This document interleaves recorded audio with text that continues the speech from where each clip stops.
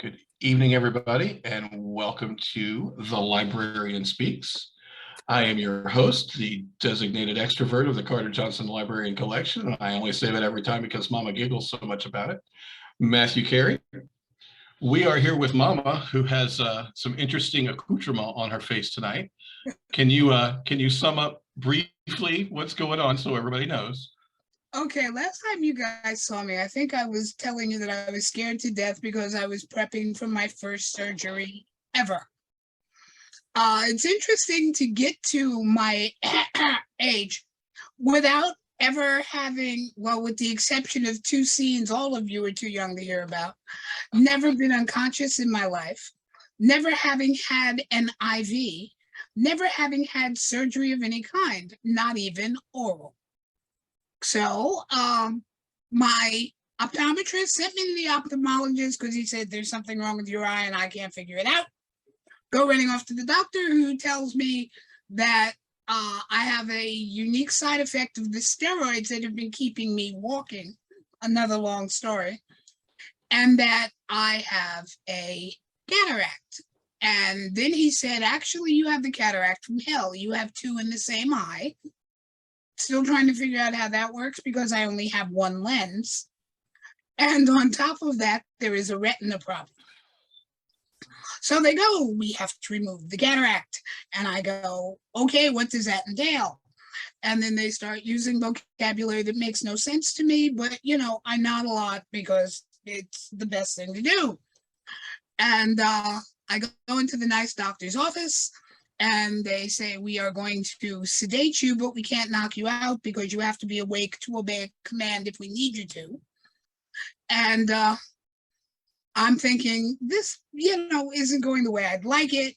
But they said, we give you, lots of sedation and lots of painkillers.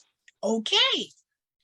So they give me the IV, and I think it missed the vein because I not only felt nothing, and I was a child of the 60s and 70s. I know what it feels like to be high. Felt nothing. They tell me you won't see a thing because you'll be in twilight sleep, except I wasn't. And they said, all you'll see is the light above your eye. They lied. I got to watch everything the surgeon did for about 20 minutes from the inside of my eye, which is a kind of novel thing to do when you can see all the instruments that are scraping away your body parts. So they sent me home. I had the operation 2 Thursdays ago. Today's Wednesday. Today's Thursday. Whatever day today is. Today's 2 weeks ago today. And the next day, I had to entertain a whole bunch of pearls because Great Lakes had 3 pearls crossing in the garden. Now, the nice thing is, at that point, I really was too drugged to care because what they didn't give me, I already had. Along with a whole lot of warnings and prerequisites and all of the things that I could not do, which were making me stir crazy. And they said it wouldn't hurt. They lied. It still hurts, and it's been 2 weeks. And if I can find the guy who dumped a truckload full of sand and gravel in my right eye, I will find him and beat him to death. The only problem with that is I don't know if I could see him. Things still go blurry. I've gotten all the warnings about driving. Don't go more than 15 minutes from home. I'm not allowed to drive more than 5 to 7 miles, which is a good thing because that's just how far the library is from my house. And I was trying to be jaunty for the first couple of days, and make a nice fashion statement for women of drummer. But the first patch was actually for the Onyx Pearls because, old people have to have choices. So entertain my little sisters and watch their crossover. Stayed fairly well sedated with my eye full of drops, ignoring just about everything that was going on, had my kids answering Facebook for me. The boxes are piled high. I can't see them half the time. But the vision is slowly but surely improving. And by the way, if you see me scratching, yes, the eye patch is on. It's psychosomatic, but at least it lets me feel like I'm scratching the itch. Better than a cone of shame. Well, it sort of feels like it. I've got another week and a half to have it on, and I go back next week, and they tell me whether or not all of the drops they're putting in my eyes are actually helping the retina, or if I have to go back to the crazy guy with the knife and the scrapey things, and this time they have to go farther into the eye, and like, yeah. But this time you'll actually get the IV and the pain and the sedatives. They told me that lie 2 weeks ago. I didn't get it then either. Yeah, but I'm pretty sure they'll make sure if you have to do it again. And if they don't, you will. You will advocate for yourself just as you have taught all your younglings. I'm just saying. Under normal circumstances, there is a tremendous amount of truth to that. But as I'm sitting in the operating position, theoretically waiting for this crack to kick in, and I can feel the needle in the eye, and I'm going, this isn't supposed to hurt. Then you go, I can feel that immediately. Yeah, I told them that, and they said this stuff just hadn't kicked in yet, and they proceeded. And right after that, I gripped the arms of the chair, table thingy, and evidently when I got up, one of the nurses noted that my handprint was embedded in the arm of the chair. What? You know, you tend to sit still because this is my eye that I'm fucking around with. But anywho, I are here. I can kind of see most of you. And that was, let me see, first weekend I had a whole bunch of crazy women in the garden and in the library. Well, actually in both gardens and in the library, having a Pearls crossover. And 5 and/or 6 days ago, I had even more crazy women in the library, in the center, in the back garden, in my garden, in Jean's apartment, which somehow got converted into an incredible playroom, all running around the house doing wonderful things, semi and completely naked. It was fabulous. The wonderful thing about beautiful and naked women running all over your house is this is a great excuse to grab somebody. Hi, I can't quite see who you, oh yeah, okay, I know those boobs, Cheryl. And well, we better just label this video adult only. So we're going to do an amended version of the Librarian Speaks tonight, since Mama is going to strain her eyes by looking at all of us. So please tell us what you can about the Pearls weekend, as people are already asking questions in the chat. A lot of, actually, let me back up. Does everyone know what the Onyx Pearls are? Go ahead. Because I think that would be the easiest place to start. Most of you are familiar with the Men of Onyx. In the very early days of the late 90s, when they were just forming, they were getting a whole lot of grief and flack and question and how dare you and how could you and all of the crap that goes along with being new. And there were a number of women who protected them as they were forming. Those 8 of us, they called their jewels or their pearls. Lady D, who many of you know, Lady D, myself, Jill, Lady Coco, Goddess Lakshmi, Queen Cougar, and Stacy were the 8 women around the United States who basically told the community to leave the boys alone. And if you have a problem, talk to us.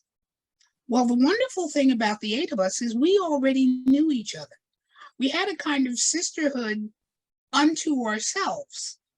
And about 11 years ago, 12 years ago, however many years ago it was, Lady D wanted to see if she could bring the sisterhood that the 8 of us had to a larger group of women of color. So she decided to run with the concept of the Pearls. The first chapter was formed in Atlanta and its sister chapter was formed in the Mid-Atlantic. Now there are Onyx Pearls all over the United States, with a potential chapter coming up in Canada. And many of you have seen the patch that's almost always behind me. It is the logo of the original 8. There will only ever be 8 patches that were made for us by Wolf Striker in New Jersey. And that is the most beautiful back patch I have ever laid eyes on. It is a gorgeous patch. I designed the logo just for the 8 of us. And ultimately, as each of us becomes ancestors, the patch comes back to the library with the story of the woman who wear it. So that's the short version of the Onyx Pearls. Now, a number of the chapters have had their pledges cross over and go from pledges to bouncing baby pearls in Jill's in My Garden. The ceremony is probably 10 to 15 minutes, and very special to all of the women who have crossed. And this pledge class, I should say, didn't want to be left out of the joy of having crossed in the garden, and this time they got to have 3 of the 8 original pearls at their crossing. So it was a long weekend for them of fun, of classes, of bonding, of learning, of a little bit of teasing. I think 2 of them were dancing naked in the garden at 2 o'clock in the morning. Wouldn't be the first time, only now Jill has gotten more accustomed to it.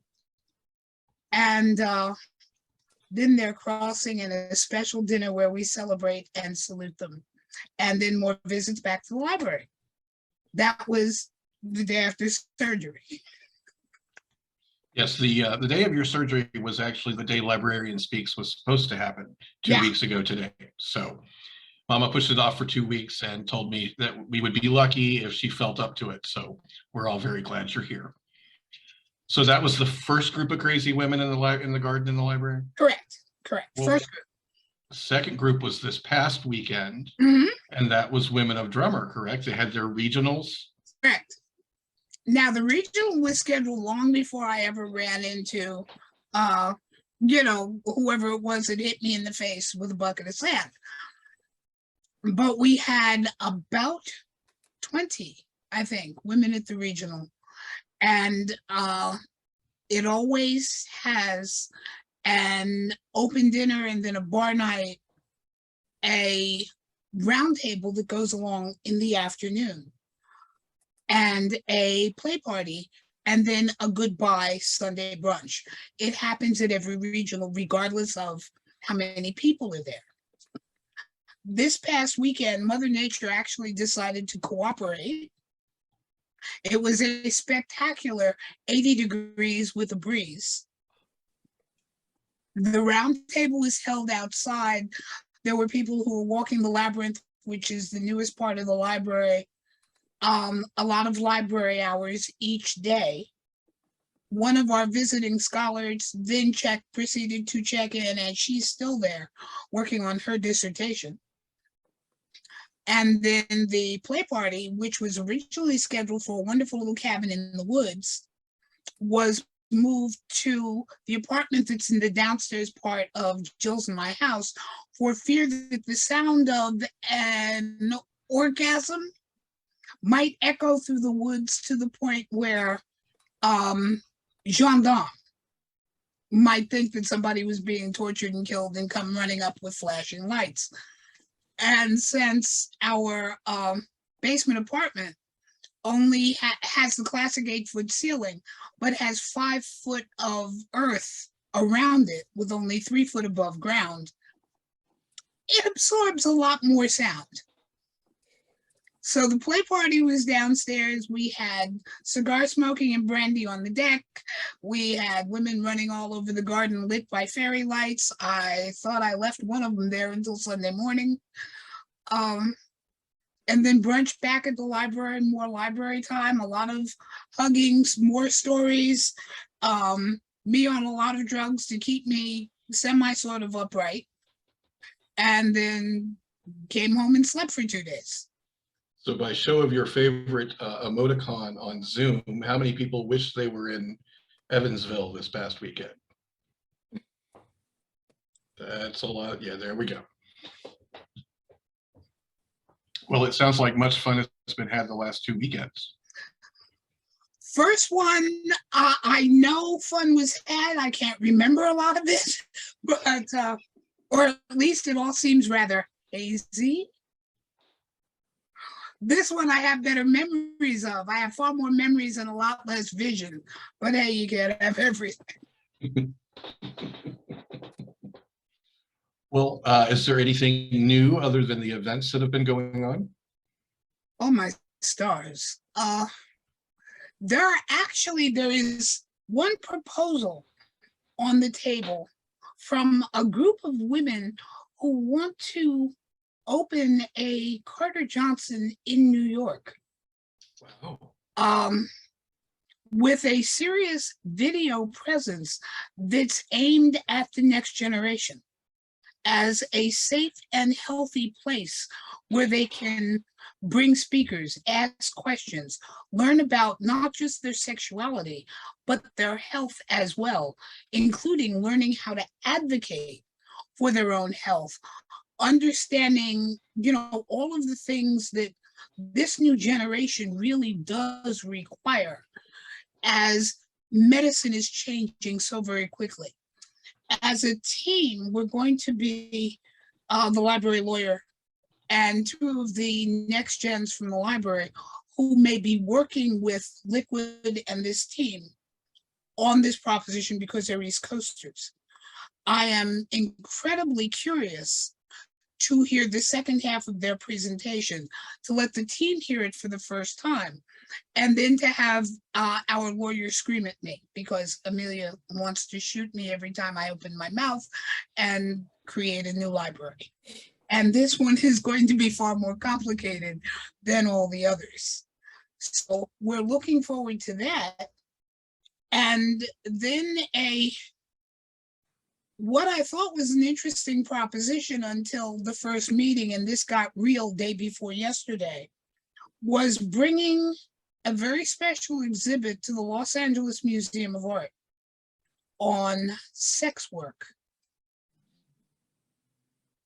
And while it is not exactly within the library's bailiwick, the old twisted historian has a very interesting definition of sex work that is probably a lot more thought-provoking than the average person might assume.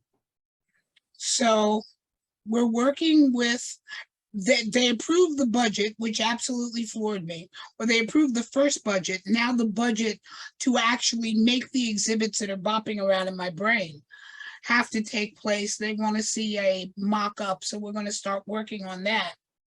And I want to start with a 4x8 silk poster of sex work, what is it? And no, it's not what you think it is. And then the first exhibit, because I'm all about pissing people off, will be from, I want to say Exodus. I'd actually have to look up the book and verse where Abraham tells Sarah to get thee unto Pharaoh that he might find favor with me. And I figure from there, actually go to Salome, who danced for the head of John the Baptist, and a whole lot of other things where sex has been paid for, but not the way people thought, or something sexual has been paid for, and take this off in directions that most people would never have thought about, and then bring it up to modern day, including Mata Hari, some of the spies of World War I and World War II, the most successful of whom were actually women, including Josephine Baker, and a lot of things that are not what the average person would consider sex work. And see how many people want to shoot me. But If they approve the second budget, looks like we've got an exhibit to design. All of that sounds very exciting on both coasts. What's the timeline on the LA? They're looking at September or October of 23. Okay, so you got time. Nice. Thank you, God. Is that something I'm involved in and I don't remember? Yes, and of course you are, and you're stuck. And do you remember? Yeah, because I told you about it when it was just a proposal. And I went, this is never going to happen because this is way out of our league. I was wrong. Okay, so I need to start looking up sex work Bible verses for you. Is that what you're telling me? Sure, which version of the Bible would you like those from? Actually, preferably from the sacred name or the direct translation. But when doing that in both Hebrew and English would be really interesting. We may have to get a hold of Stuart. we need Stuart, yeah. Yep. Not just, I want to start with the Old Testament. Obviously. There's a lot of exchanging women for shit. So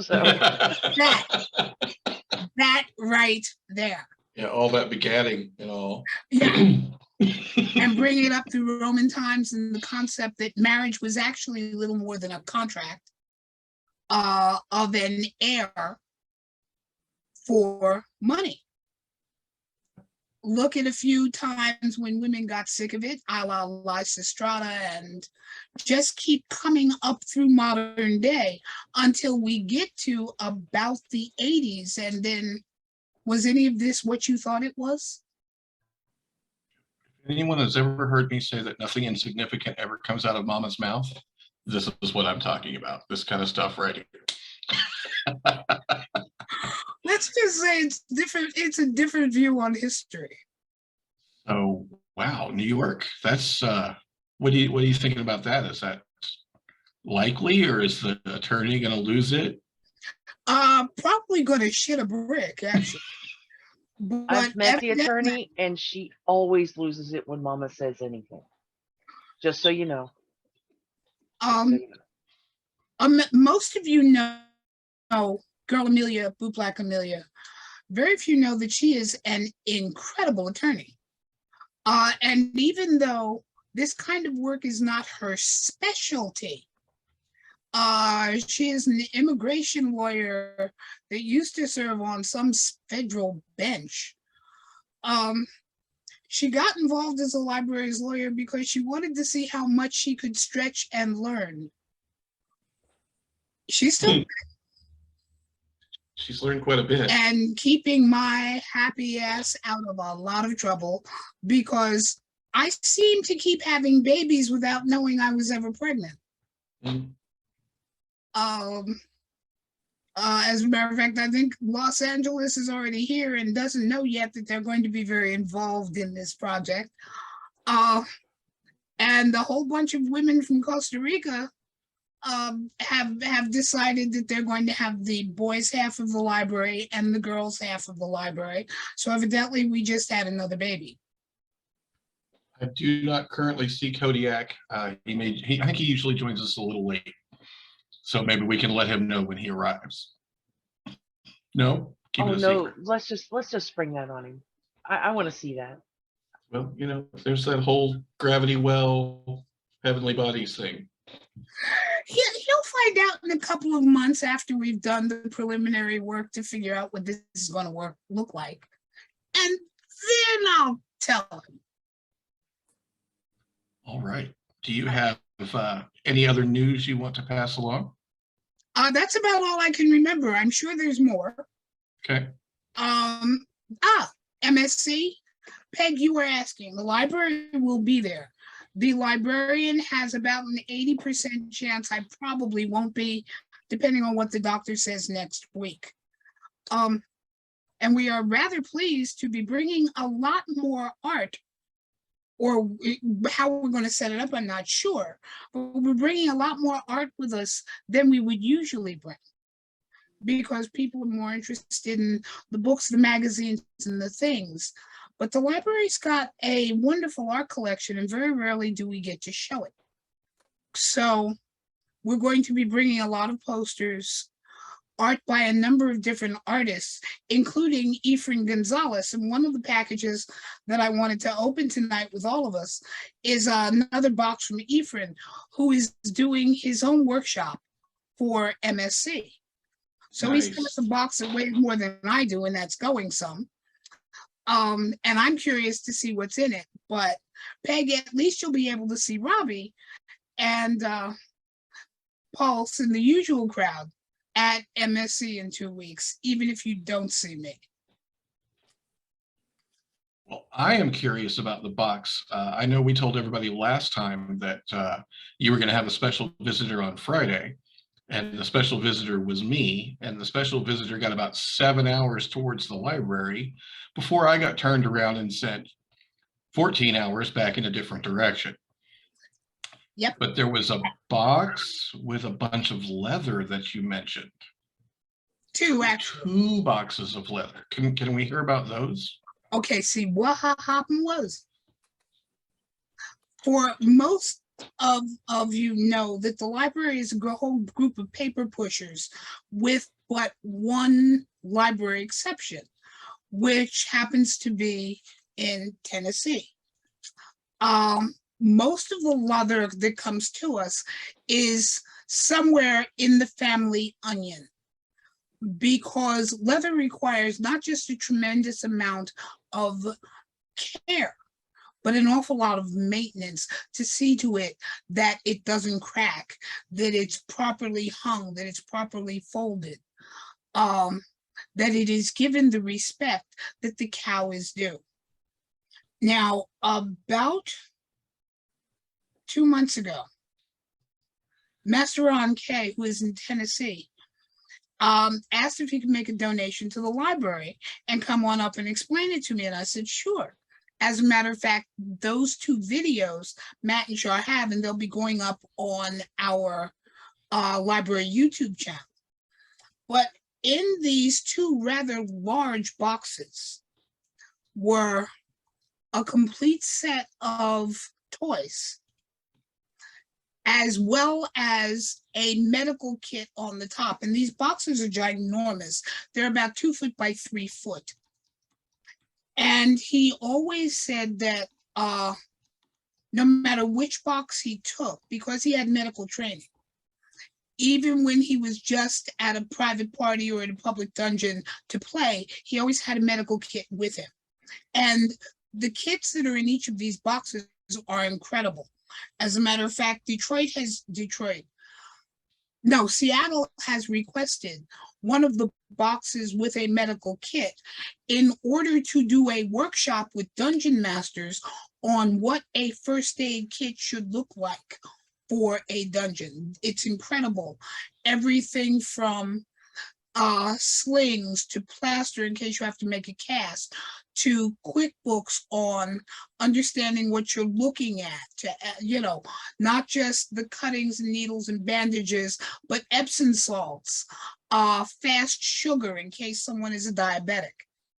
And in the other box, the top tray is also another medical kit, but it is full of his and his lovely lady's leathers, because he said, some of it I've outgrown, some of it I will never wear, and it needs a tremendous amount of love and care.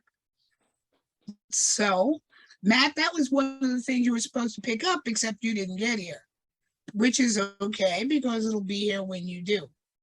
Cool.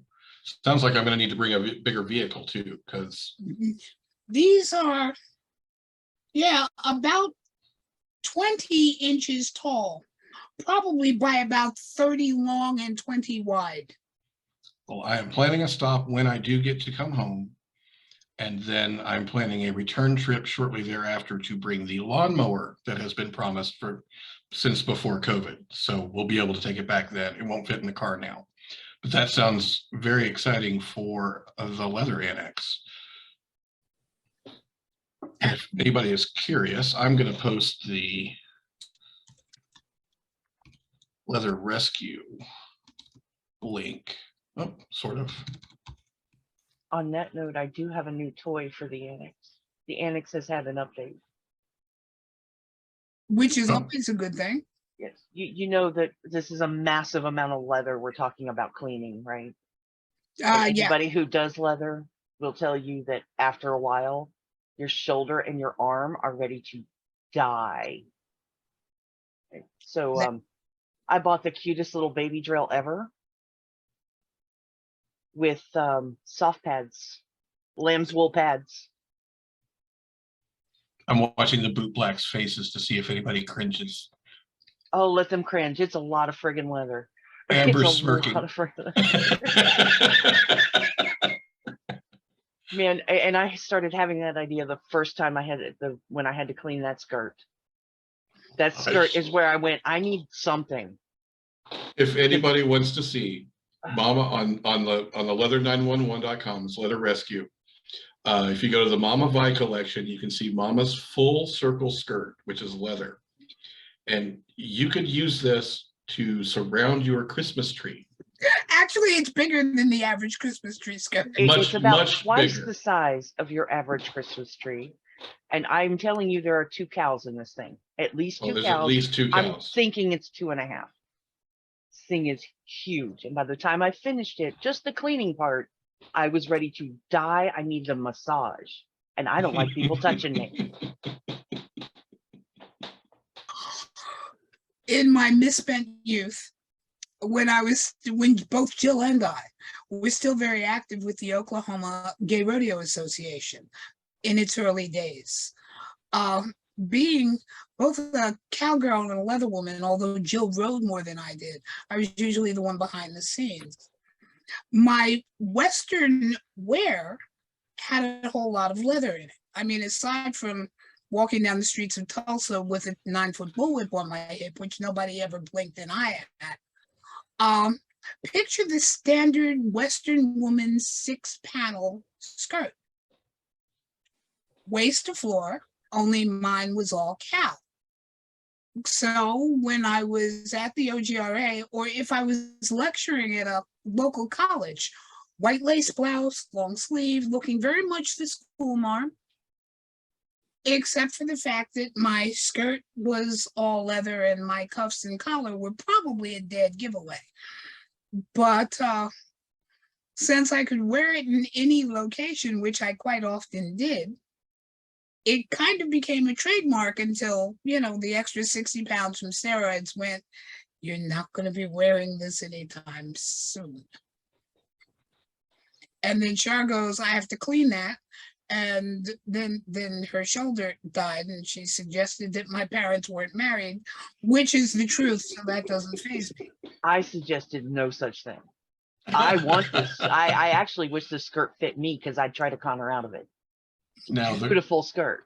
I love the conversation around the cowboy hat went a little more like what Mom is describing. And that is also on that webpage where you can see sort of how dusty it was. That was after we knocked 1.5 inches of dust off of it out of the window so we could safely carry it through the house. All of those brims, because I have a number of them, sit on the top of my bookshelf. I look at them, but I don't really think about them that often in terms of putting them on, because when you're in the Midwest, as much as it would bring me conversations with a lot of wonderful cowboys and probably a lot of great gay cowboys, I don't feel like dealing with the MAGA maniacs. It was fun. Speaking of Gene, God rest his soul, we were leaving from a weekend, and we had half of your leather, Mama? Not even. Yeah, we had maybe a third. We had the back seat of my car full of Mama's leather, and I don't know where you and Jill were, but we came out and we just have armfuls. Like, I've got 6 or 7 hangers over this arm, 6 or 7 hangers over this arm. Shar has an armload of leather, and we're walking out the front door, and Gene stops and sees us and gets this look on his face like, Why are you stealing all of Mama's leather, and is this okay? And he's looking around in a little bit of a panic for an okay, but this was cool. And there's a note in the chat from one of my grandchildren, Texas child, since one of the actually soft brims has kitty ears on it that you could change to rabbit ears. If you want one of them, you're gonna have to come get it. Oh, that's a worthy invitation. See, this is why I'm telling you, the next time we go, we're taking tubs. Empty tubs. We're just going to line them up in the front hallway with the lids off and just start filling them up. Let Mama plunk stuff in them all weekend. Yeah. Mama, how are you doing? I'm okay. I'm a little tired, but I'm going to open at least 2 of these because it's been so long since I've ordered 2, plus Ephraim, and there are other things that I want to know what's in this stuff.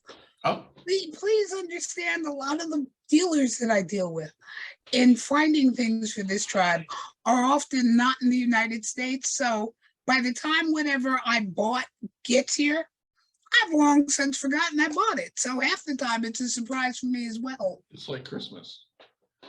Well, let's not delay you then. Go right ahead. All right, let me see now. I've got, okay. God, this thing itches. Is there any satisfaction from scratching the plastic? Actually, a little. Because I scratch until my nails get tired and then I go, never mind, okay. But at least I feel like I did something. You know, it's bad. They operate on my eyes so I can see better, and now I can't see.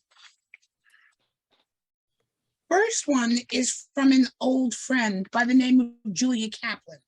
And some of you may know Julia. She and her partner had been around forever. As a matter of fact, once upon a time in my misspent youth of the very early 80s, actually mid-80s, Julia and her partner Lane were the 2 that taught me how to swing a flogger. Because it was believed that if I got a little too copy and dominant by nature, that I could get out of hand. Oh.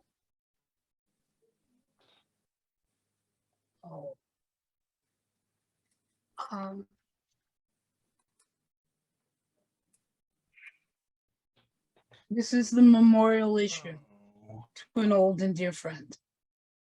And I hadn't gotten any copies. And Julia said that she would hunt 2 down and send them to me. This is about an incredible leather woman by the name of Elena Gabbard, who was a cornerstone in the Seattle-Portland area from the very early 80s when she was still married to her husband, and their creation of the couples club, but changing the rules so that any 2 people could come to the club events, to what I guess has to be the first SM cafe called Beyond the Edge. Oh, wow. To her activist work with the LGBTQ community, and more work that she did with the women's movement and the Native movement and the royal court. So I don't know if I'm going to put this in the file or probably have it matted and framed. An amazing woman who touched thousands of lives. Thanks, Lane. Elena was fantastic. MRT Enterprises. It says Flemington, New Jersey. I don't remember ordering anything from Flemington. Let's find out.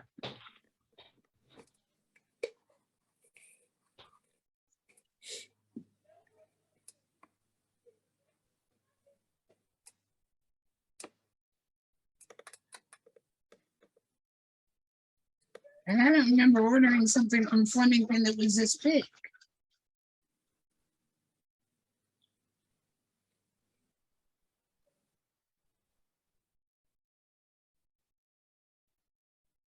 Don't much hit for yourself being in me. the eye. Don't hit yourself in the eye, please.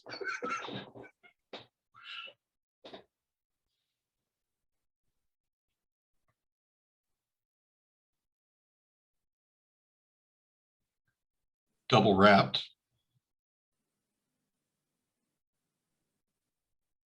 Oh, good Lord, I didn't know these were this big.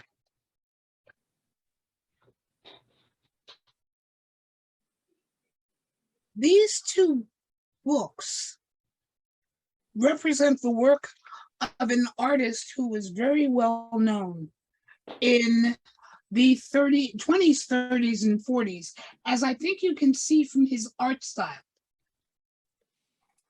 by the name of Bernard Montague. And of course, this would all be in French. Je ne parle pas français, but I speak picture very fluently. Je parle un peu de français maintenant. You'll be reading these to me when you get here. Actually, that's about all I can remember. His work was very distinctive, and part of what made him famous in the naughty circuit of Paris was that he drew both men and women, which was very rare at the time. And oh, that looks like that hurt. We've lost Mama. Yeah, that. I'm so glad I have indoor plumbing. Squirrel alert, squirrel alert, squirrel alert. We are on a family-friendly YouTuber, supposedly. You won't be posting this one. That's probably enough. Yeah, they can come to the library and see it. Dressage. And the classic riding mistress and the ladies with the new butler, who will probably be very quickly turned into the new maid.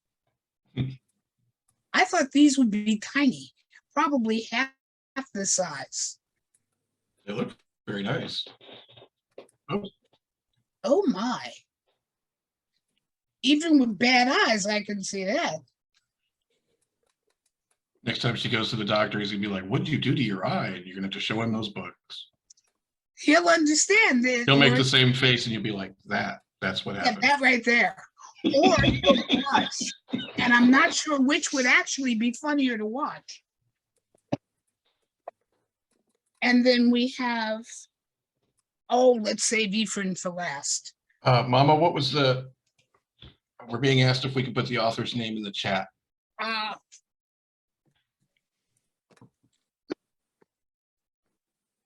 Sure. Better not. Here. Bernard Montorguez. Yeah. You did that very well, Matt. Yeah, except I think I threw Spanish in it instead of French. There we go. You have it twice now. Thank you. It's been a minute since I did the French. Idea what I ordered from London? A newspaper article, which doesn't tell me anything. So let's find out.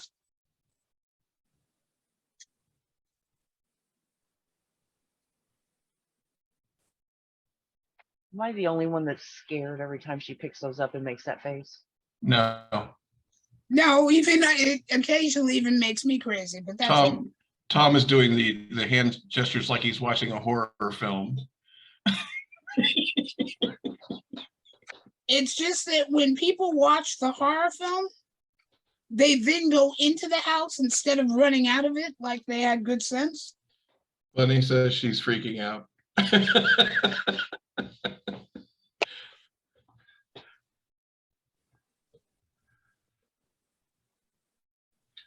When she opens anything from Ephraim, I worry more about the photos inside the box than Mama.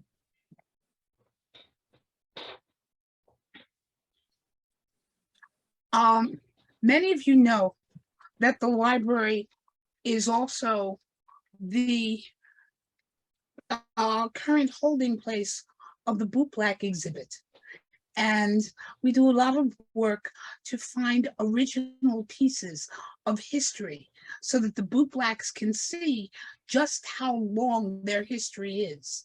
This was a newspaper article that or the front of a newspaper page that I saw and wanted because it is the original. Now, I don't know if you can see the caption through the glare. No. It says a recruit to the Shoeblack Brigade. And understanding the original Shoeblack or Bootblack Brigade is very important to Bootblack history and actually puts a whole different twist, if you excuse the bad pun, on the story of Oliver Twist. Most people have either seen the movie or the play at some point in time, and there's a scene where the young boy steps up and he holds out his bowl and he says, "More, sir." And of course, then all hell breaks loose and he's an ungrateful child and so on and so forth.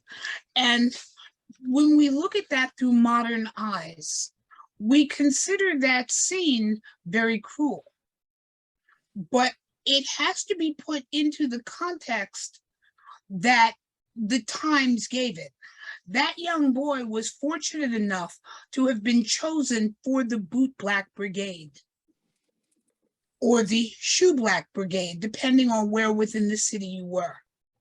What the brigade did was take X amount of orphan boys off the streets, put a roof over their head, give them the equipment to stand on a corner and shoeblack all day, which was very important because shoes had to be waterproofed and kept in good care. They were given a uniform with a badge, which meant that the police all knew who they were, and they weren't orphans trying to roust clients. Because remember, London in the early 18 to mid 1800s was not a good place if you were poor or orphaned. More often than not, the boys were living literally in the streets and stealing to eat. These boys also, they worked 12 hours a day, but they were guaranteed 3 hots, a cot, and an education. And while the food may not have been the best, they were guaranteed an early breakfast, a lunch that they could carry with them, a dinner that they would have when they came off their post and came back. They gave over all of their money. They then went to school for 2 hours. And at, I want to say 16, when they were basically signed over for apprenticeships, they already had the skills, they could read, and a portion of all of the money that they had earned was given to them. So that, may I have some more, sir? Has to be put in the context of, he got the meal to begin with. Most boys didn't. So I'm tickled because this is an original piece from about 1880, and we'll have it matted and framed. And it talks about being a new recruit to the Shoeblack Brigade. So more for the Bootblack exhibit. That's awesome. I see Bootblacks nodding their head.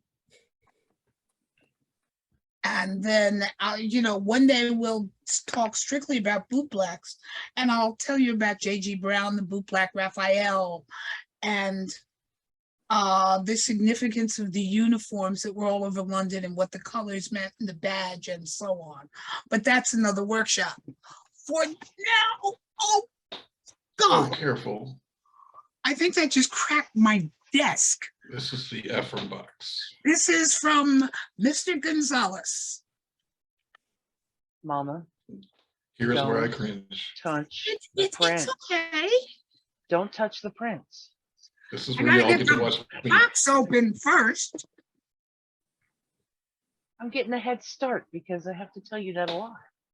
Don't touch the prince. If anybody goes to the YouTube channel and goes back and watches the first Ephraim and Gonzalez unboxing, you can imagine me sitting in the chair that Mama's in right now, cringing every time she just kind of puts one down. Okay, we've got, whoa. We've got 2 old leather journals.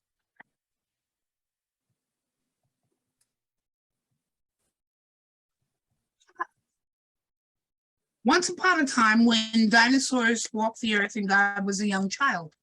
The Leather Journal, which has been a newspaper for almost the last 25 years, was the hottest magazine, second hottest, because Drummer still, was the hottest, but was the magazine that was read by both men and women. Its publisher was Dave Rhodes, who is still around, and boy, does this take me back.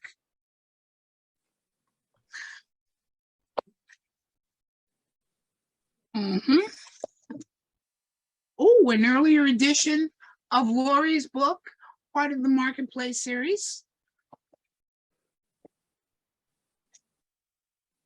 This is optimal camera placement. We are all enjoying this. No means no. This is part of the NCSF. NCSF materials. A lot of bar cards. There's a lot of different NCSF material in here, including this campaign of Standing Together in Kink, which I thought was brilliant. An effort by the NCSF to bring the entire community together, whether they be furries, gear boys, leathermen, women, all aspects of the community, because we are stronger together. Do you have an NCSF banner? I have one of the originals from years ago.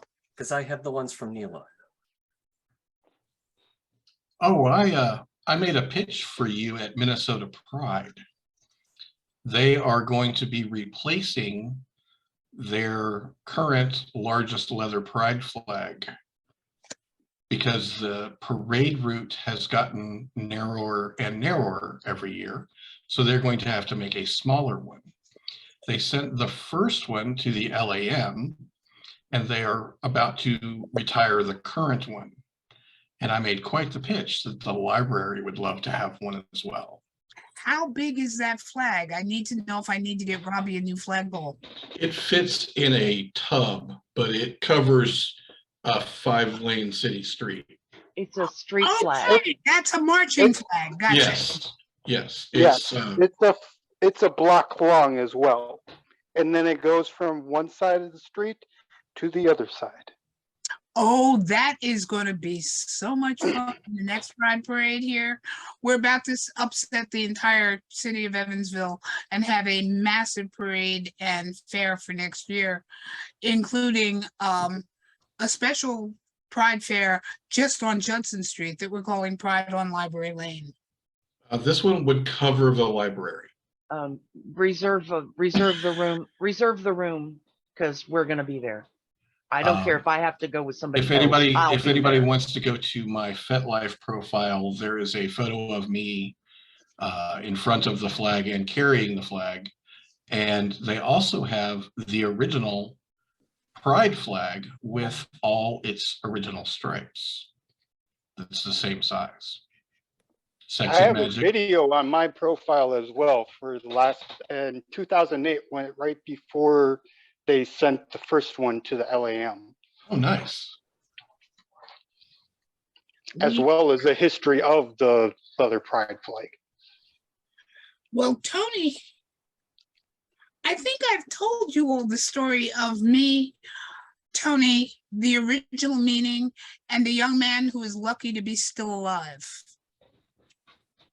I still think that was a bad idea. What, not killing him? To make a very long story even longer, more years ago than I can remember, because Tony's been dead over 20 years, we were shooting a film in Dallas called Out of the Darkness. And the intent was to make a film for first responders, therapists, police officers, that gave a more clinical view on what it is we do. And Charles Moser was part of the film, one of our very early psychiatrists and therapists. I can't remember half of the people who were there in Dallas when we filmed this. Tony wasn't feeling all that good. So we took a break from the filming, and almost everybody went to go grab a bite to eat. And Tony, Jill, myself, and another young man from Dallas who was part of the film crew were all in the room. And Tony DeBlas was one of the few men that I ever called Daddy. And I said, all right, Daddy, now that it's just us, what do those colors mean? I know which story you're telling, and you should have killed him. And he talked about when he created the flag, how he created the flag, the original sketch, which was on napkins, talking to his graphics team, who told him that he had to change the color of the center stripe, which is now white, because if he didn't, the red heart would bleed through. And, you know, he delightfully told the story of sitting in his hot tub with a couple of napkins and an old friend named Jack. And I looked at him and he said Daniels, and just kept rolling right on with the story. And I finally said, all right, Daddy, what do those colors mean?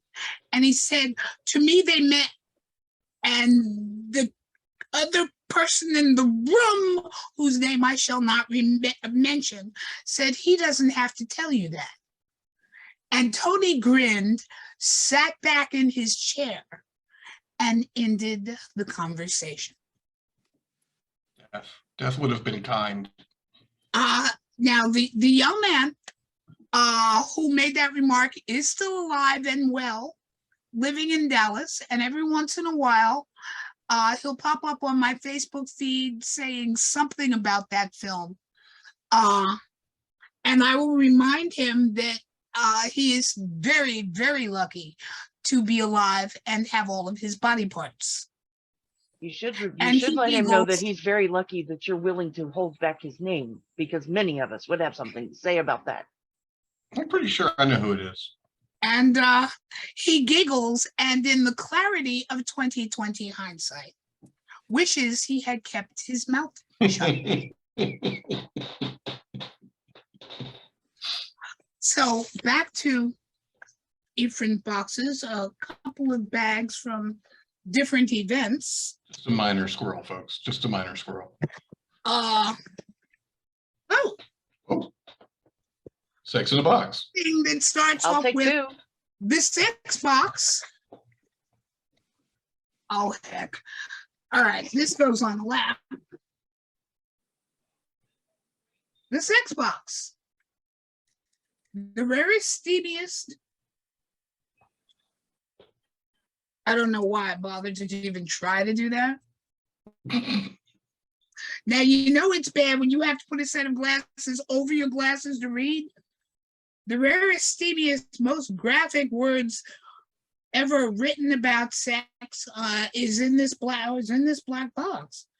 The 3 volumes, Man, Woman, and Sex, you'll find each lascivious.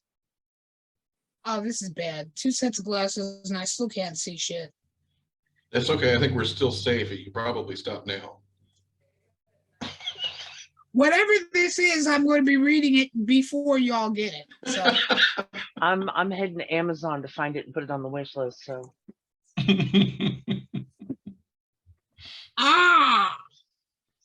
and then last but not least,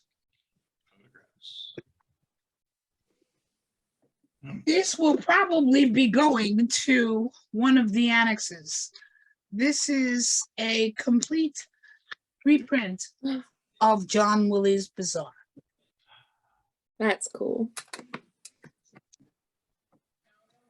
So between that, a few more palm cards. I know Ephraim's work when I see it. Photo shoot at the vault. Texas Annex has put in their dibs. My Texas youngins. Which, for the book of the palm cards or both? The book, the prior book. Yes, Texas. Oh, But he says everything. okay. So Everything doing is this totally the right answer. very quickly. And some book advertisements, which I will send down to the bar. Whoa! Send down to the bar card project. If you run into the model, I'll take 2 of those, please. Thank you. Just because I married a woman doesn't mean I don't appreciate beauty. And he's just pretty.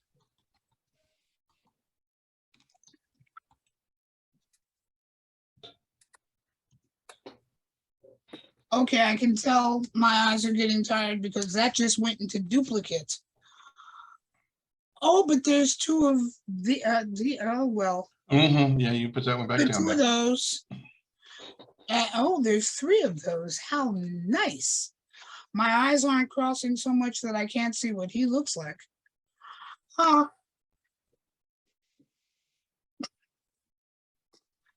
And just to show the generational difference, while I appreciate him and he's cute and next gen, I'd rather have the other one. I'm not even sure what this is advertising. It's a queer world. Yes, it is. Works by LGBTQ artists. The Soho Arts Project. Very cool. These will all go to the bar card project. And what's this last one? Oh, this is recent. The 4th annual Queer Liberation March. This must have happened in New York. The last of the cards. So that is what's in Ephraim's box. That I can't see, with them or without them.